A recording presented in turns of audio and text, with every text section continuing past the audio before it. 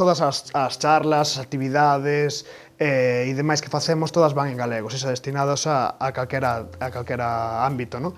Pero despois hai programas concretos, como son en Moaña os rechouchíos, que están máis indicados para, bueno, non tanto para a mocidade, pero sí como infancia, para xente, para a rapazada de infantil, de primaria e demais, que sí que cada semana, cada venres ou sábado, dependendo da semana, teñen actividades de entretenimento, de maxia, teatro, música e demais, con todo sempre compañías galegas, co idioma como punta de lanza, digamos, dese entretenimento. É algo fundamental, algo que cando nós éramos pequenos pois non existía moito. Bueno, nós tiñamos a sorte de ter o Sabarín Club, non? Pero é un panorama musical galego moito máis, quizáis máis potente ou máis sando que temos agora mesmo, pero sí, cousas concretas para a mocidade pois serían estes puntos, ou tamén as actividades que se fan no Bran, que tamén van moito, digamos, moi ligadas a cuestións de aquí, como son as actividades que facemos con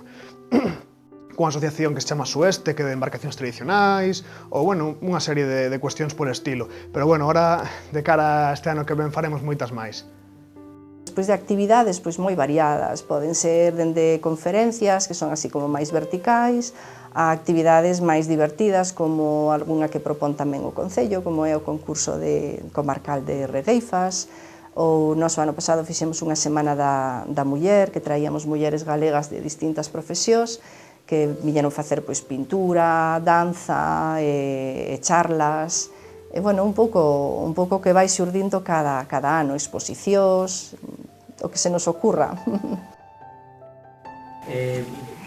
As políticas tampouco son moi boas, porque a verdade é que tampouco hai moita...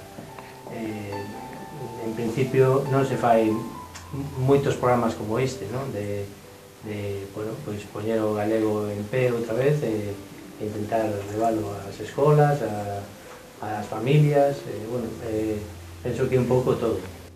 Bueno, dentro dos equipos de normalización, que por certo no Morrazo hai unha coordinadora na que estamos casi todos, os dos colexios e institutos, o que se trata é de que dende distintas materias, tamén ca colaboración de adultos que non son profesores, conserxes ou xente que leva a cafetería, ca colaboración de alumnado, que é moi importante, dentro deste equipo se desenvolvan unha serie de actividades que intenten concienciar do uso do galego, sobre todo no caso de Moaña, que é tan importante, e de fomentar outra visión distinta, de fomentar na rapazada un aprecio pola lingua e que vexan que é unha lingua que se está usando en todos os ámbitos, e, bueno, intentar que eles tamén, antes ou despois, ou mellor non durante o tempo que están no instituto, pero que leven un poquinho esa semente e que antes ou despois fagan o cambio ao galego, sí. A raíz de que naceu Noel, fomos ao Concello e ali nos falaron do programa Apego. Nada, surdiu de forma moi natural que comezáramos a falarlo cos nenos. E, bueno, gracias a eso tamén hai actividades nas que vai a nena a teatro e todas as actividades son en galego, as que promueve o Concello. Natural, porque falamos os dos galegos e nunca nos plantexamos en que imos falar. Xa está, é o idioma da casa, xa está. Nós temos que cuidar da nosa fala. Eu o que pido é que nas escolas os maestros que non perdan a fala, que traten de enseñarlle aos rapaces a fala, os pais, os avós, na casa, que é difícil, non é fácil, porque eu vexo incluso nos meus netos, vexo moitas veces netos que chegan a casa, abuelo, mira, yo tal, esto, lo otro, tal, non sei que, non sei que. Como faz? Pois vale, Iaguiño ou Mariña ou tal, pois mira, isto...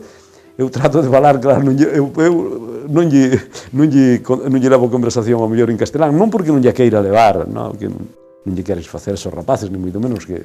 Porque se les falan así, normal é que te lle contestar tamén en castelán.